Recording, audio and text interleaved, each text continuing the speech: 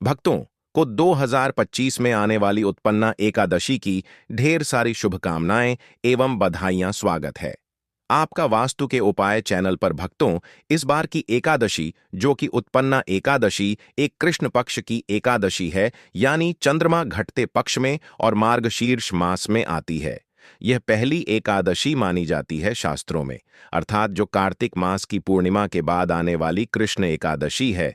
भक्तों, इस एकादशी को लेकर सभी के मन में कंफ्यूजन है। कुछ लोग बता रहे हैं कि यह एकादशी 14 नवंबर है को मनाई जाएगी, तो कुछ लोग 15 नवंबर को बता रहे हैं। तो आज हम आपकी इसी कंफ्यूजन को दूर करेंगे, साथ ही जानेंगे पूजा विधि, शुभ मुहूर्त, एकादशी व्रत कैसे करना है, क्या विधि है, क्या विधान है, शास्त्रों में एकादशी व्रत कैसे किया जाता है, पूजा का शुभ मुहूर्त क्या रहेगा, अभिजीत मुहूर्त क्या रहेगा, और तो और साथ ही जानेंगे कि एकादशी व्रत में क्या खाएं, क्या ना खाएं। इसी के साथ भक्तों, हम यह भी जानेंगे कि उत्पन्ना एकादशी के दिन वह कौन से कार्य हैं जो भूलकर भी नहीं करना है, अन्यथा माता लक्ष्मी श्री हरि विष्णु हो जाएंगे क्रोधित। सब कुछ जानेंगे इस छोटी सी वीडियो के माध्यम से। बस आपसे हमारा निवेदन यही है कि आप वीडियो को पूरा देखें ताकि आपको सब कुछ जानकारी अच्छे से समझ में आ सके। इसके लिए आपको वीडियो को पूरा देखना होगा, तभी आपको सही सटीक जानकारी प्राप्त होगी। वक्त तो बहुत ही ज्ञानवर्धक वीडियो साबित होने वाला है। साथ ही भक्तों, पूज्य गुरु जी ने अभी अभी अपनी विष्णु सहस्त्र नाम की कथा में उत्पन्न एकादशी के बारे में कुछ विशेष नियम और उपाय भी बताए हैं। जिस दिन जो भी मनुष्य इस दिन यानी कि उत्पन्न एकादशी के दिन इन कामों को करता है, तो उसके घर में इतनी धन दौलत आती है कि संभावना मुश्किल हो जाता है। साथ ही घर की तरक्की होने लगती है, रुपया पैसा हमेशा घर में आता है और टिकता है। भक्तों, अगर हम उत्पन्ना एकादशी के महत्व की बात करें तो इसका हिंदू धर्म में बहुत ही अधिक महत्व बताया गया है। उत्पन्ना एकादशी का व्रत बहुत पुण्यदायी माना गया है। जो भक्त इसे श्रद्धा एवं विधि से करते हैं, उन्हें पापों से मुक्ति, जीवन में कल्याण और स्वर्गलोक की प्राप्ति का अवसर मिलता है। शास्त्रों में कहा गया है कि इस व्रत की शुरुआत से ही एकादशी व्रत का सिलसिला सुचारू रूप से बढ़ाता है, यानी यह एक प्रकार से व्रत श्रृंखला की आरंभिका मानी गई है। तो चलिए भक्तों, आपका ज्यादा समय बर्बाद न करते हुए जानकारी आरंभ करते हैं। लेकिन जानकारी आरंभ करने से पहले आपसे हाथ जोड़कर निवेदन है, अगर जानकारी आपको जरा सी भी अच्छी लगे, उपयोगी लगे, तो आप वीडियो को जरूर लाइक कीजिएगा ताकि भगवान विष्णु और माता लक्ष्मी का आशीर्वाद आपको सीधे प्राप्त हो सके। और तो और जो कोई भक्त इस वीडियो को पहली बार देख रहे हैं, जो कि हमारे चैनल पर पहली बार आए हैं, तो चैनल को सब्सक्राइब जरूर कर लीजिएगा ताकि आने वाली नई वीडियो के नोटिफिकेशन आपको आसानी से प्राप्त हो सके। इसी के साथ इस वीडियो को अपने करीबी रिश्तेदारों में भी शेयर कीजिएगा ताकि और भी लोग इस जानकारी से लाभ की प्राप्ति कर सकें। तो चलिए वक्त तो जान लेते हैं। सबसे पहले बात करते हैं उत्पन्ना एकादशी कब है और शुभ मुहूर्त क्या रहेगा। फिर हम इसकी पूजा विधि के बारे में जानेंगे। भक्तों, आपकी जानकारी के लिए बता दें कि उत्पन्ना एकादशी का व्रत भगवान श्री हरि विष्णु तथा माता लक्ष्मी की कृपा प्राप्त करने के लिए रखा जाता है। यह व्रत अत्यंत पवित्र और पुण्यदायक माना गया है, क्योंकि इसी दिन एकादशी देवी का उत्पन्न होना हुआ था, जिन्होंने असुरों से देवताओं की रक्षा की थी। उत्पन्न एकादशी मार्गशीर्ष मास के कृष्ण पक्ष में आने वाली एकादशी है, जो पापों का नाश करने वाली और मोक्ष प्रदान करने वाली मानी जाती है। इस दिन श्रद्धापूर्वक व्रत, उपवास, पूजा, भजन, कीर्तन तथा भगवान विष्णु के नाम का स्मरण करने से सभी कष्टों का नाश होता है और मनुष्य के पिछले जन्मों के पापों का क्षय हो जाता है।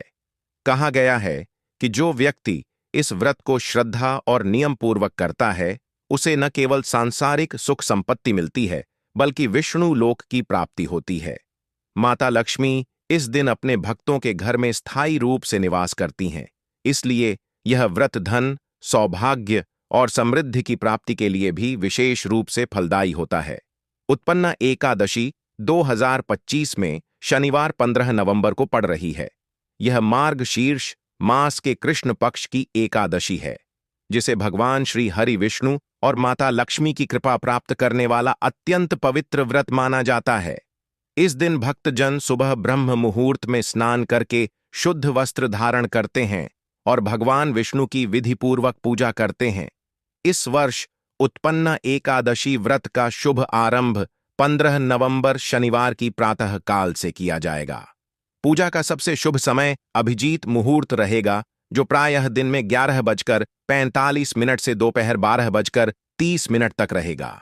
इस दौरान भगवान विष्णु की पूजा, मंत्र जाप और दीपदान करना अत्यंत मंगलकारी माना गया है। एकादशी तिथि का आरंभ 14 नवंबर की रात लगभग 10:02 से होगा और इसका समापन 15 नवंबर की रात 8:40 के आसपास होगा। अतः व्रतधारी जन 15 नवंबर को पूरे दिन व्रत रखकर भगवान की आराधना करें। व्रत का पारण, व्रत खोलना द्वादशी तिथि यानी 16 नवंबर 2025 रविवार की प्रातः 6:40 से लेकर 8:50 तक के बीच शुभ माना गया है। इस समय फलाहार या दूध दही से पारण कर भगवान विष्णु को धन्यवाद देना चाहिए। जो भक्त इस दिन श्रद्धा और सच्चे मन से उपवास रखते हैं, उन्हें सभी पापों से मुक्ति, लक्ष्मी कृपा और विष्णु लोक की प्राप्ति होती है। इसी के साथ भक्तों, हम जान लेते हैं कि उत्पन्ना एकादशी की पूजा विधि क्या रहेगी। जो महिलाएं या पुरुष एकादशी का व्रत रखे हुए हैं, अपनी व्रत की सफलता के लिए भगवान विष्णु, माता लक्ष्मी का आशीर्वाद प्राप्त करने के लिए सच्चे मन से व्रत रखते हैं, पूजा पाठ करते हैं, तो अवश्य ही फल की प्राप्ति होती है। तो चलिए जान लेते हैं पूजा विधि के बारे में सब कुछ। नियम सुबह से लेकर शाम तक के बिल्कुल ध्यानपूर्वक आपको सुनना है, ताकि आपसे कुछ भी जानकारी छूट ना जाए। तो चलिए जान लेते हैं सब कुछ। उत्पन्न एकादशी की तैयारी का धर्म भाव और घर की शुद्ध एकादशी से एक दिन पूर्व अर्थात दशमी के दिन से ही संत बनकर चलना चाहिए। पूरे घर को स्वच्छ कर लें, पूजा स्थल को शुद्ध करें, तुलसी का पौधा और भगवान विष्णु की मूर्ति चित्र को साफ कपड़े से पोंछकर पवित्र स्थान पर स्थापित करें। दशमी की शाम को हल्का सात्विक भोजन लें। रात्रि में ब्रह्मचर्य का पालन करें। अनावश्यक वार्तालाप, लड़ाई झगड़ा और निंदनीय बातें त्याग दें। मन में यह स्तब्ध संकल्प कर लें, मैं पूर्ण श्रद्धा और नियम के साथ उत्पन्ना एकादशी व्रत करूंगी। मैं पाप त्याग कर केवल भगवत भक्ति में लीन रहूंगी।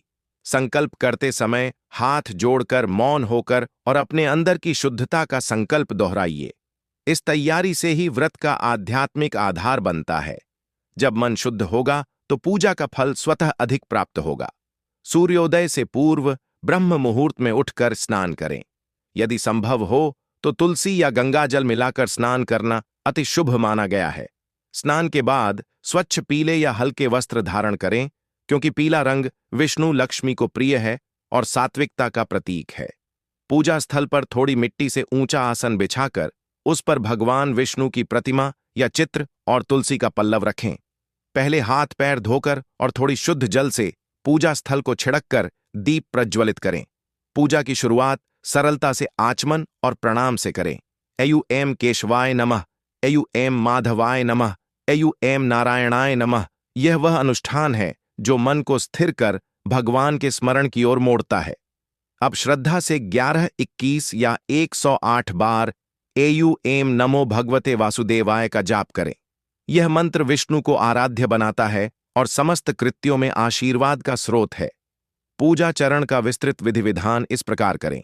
प्रथम चरण में भगवान को जल अर्पित करें। उपर्युक्त जल में थोड़ा चंदन मिला लें। फिर चंदन तिलक लगाकर अक्षत चावल से नयनाभिराम पूजा करें। उसके बाद पुष्पगंध दीप, धूप, नैवेद्य में फल, नारियल और पंचामृत, दूध, दही, घी, शहद, शक्कर अर्पित करें।